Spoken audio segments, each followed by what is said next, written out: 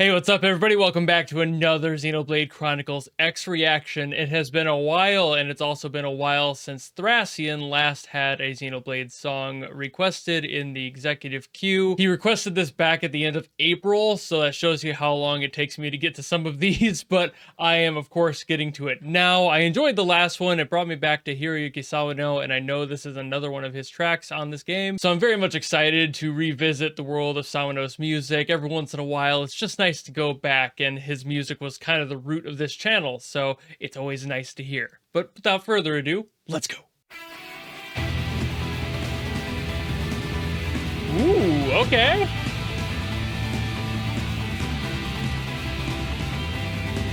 Not exactly the tone I was expecting out of Sawano. Like, all right, maybe we're getting something more original than I thought this time.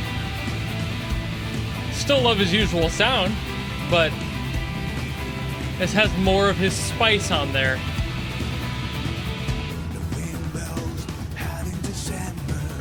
And vocals. All right.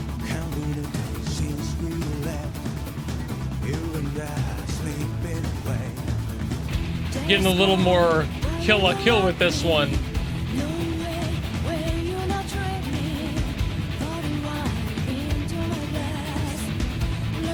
That's the same vocalist, isn't it? Yeah, that's got to be the same vocalist as his work on Kill la Kill. Shocker.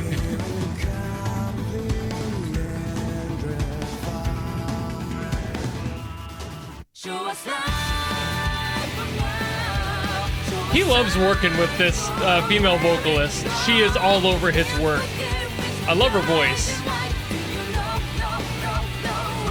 I don't know if he's worked with the guy before, at least on any music I've heard.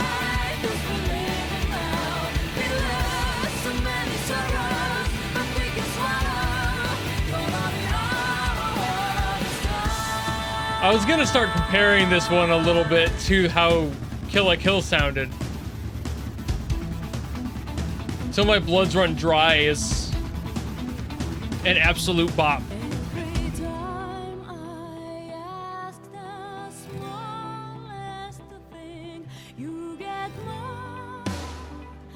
Ooh. Interesting percussion choice there.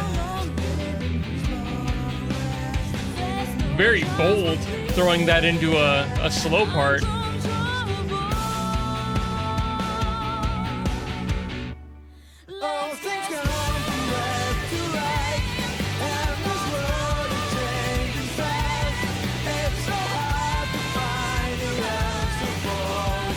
I think this is the most unique drum beat I've heard in any of his songs too. You usually don't hear that like poppy second snare hit. A lot of his work tends to be kind of straightforward 4/4 on the percussion side, without much flair or fills. So having that second hit is pretty uncommon for him. I like it. This is a lot more poppy.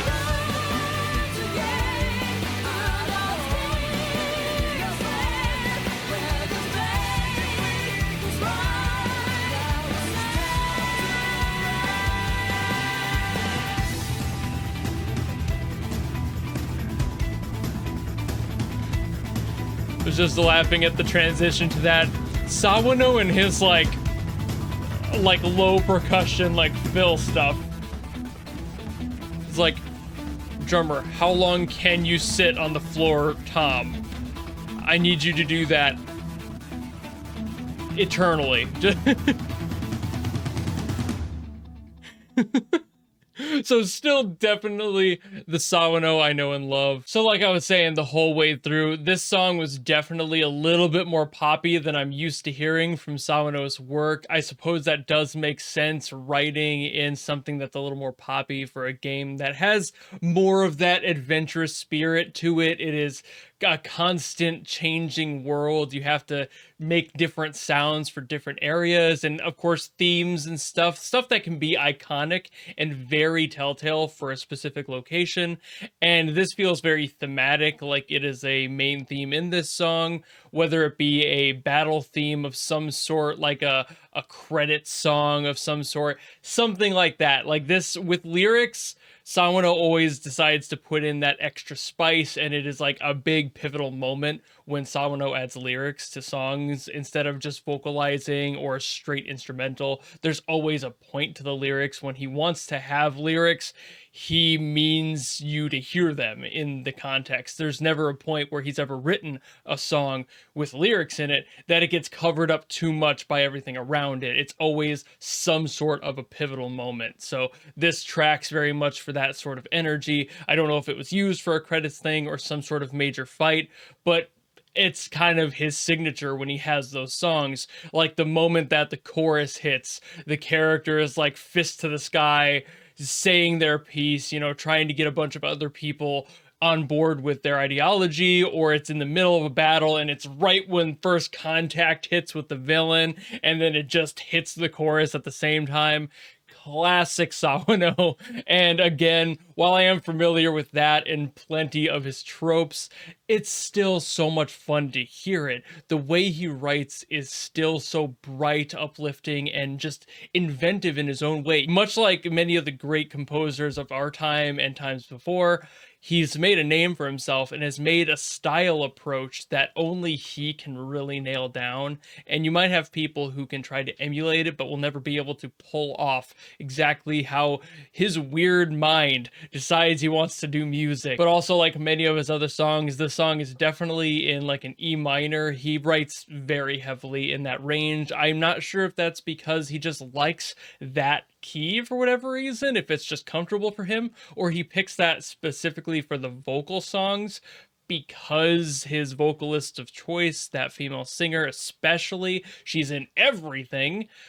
I wonder if he does that because that's a comfortable range for her, where he can just get the most out of her vocals. I would believe that 100%. Sometimes the composer will make those adjustments knowing that they have a certain singer in mind or a very specific like mood to hit. I just looked up the singer's name, Mika Kobayashi. It's been a while, so I apologize. I used to know her name pretty much off the bat, but it's just been quite a minute since I've looked her up. Her list of like songs that appears when you pop her name into a search bar is basically all Sawano work. There's like one Genshin song mixed in there, but the rest of it is Sawano pretty much, and that totally makes sense. I'm sure she's on every album that he's ever written for any game and any anime ever.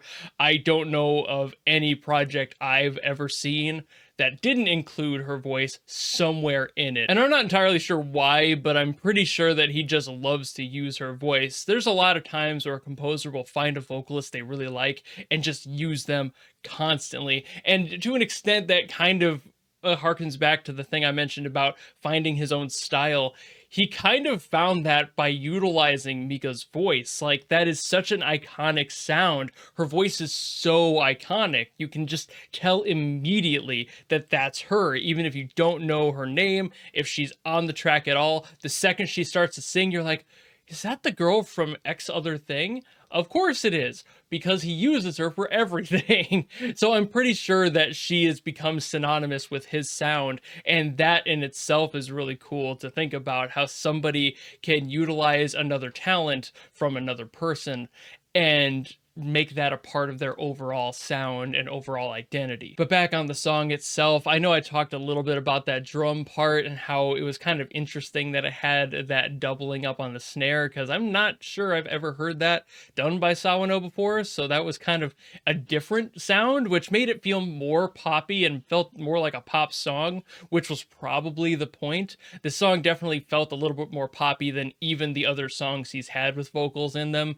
They usually end up sounding a little little bit more cinematic than this one.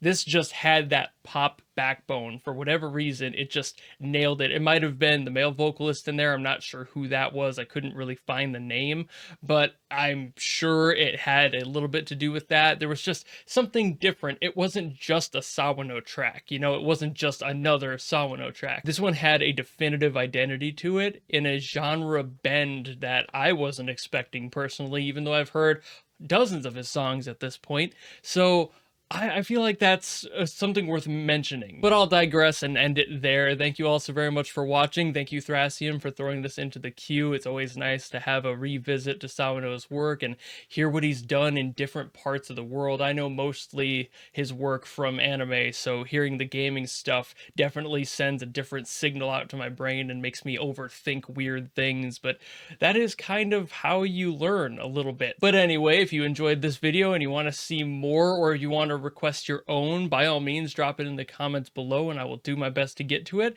And if you just like this video and you want to follow me and support me for more, you know how to do all that, and I will see you all in the next video. Goodbye!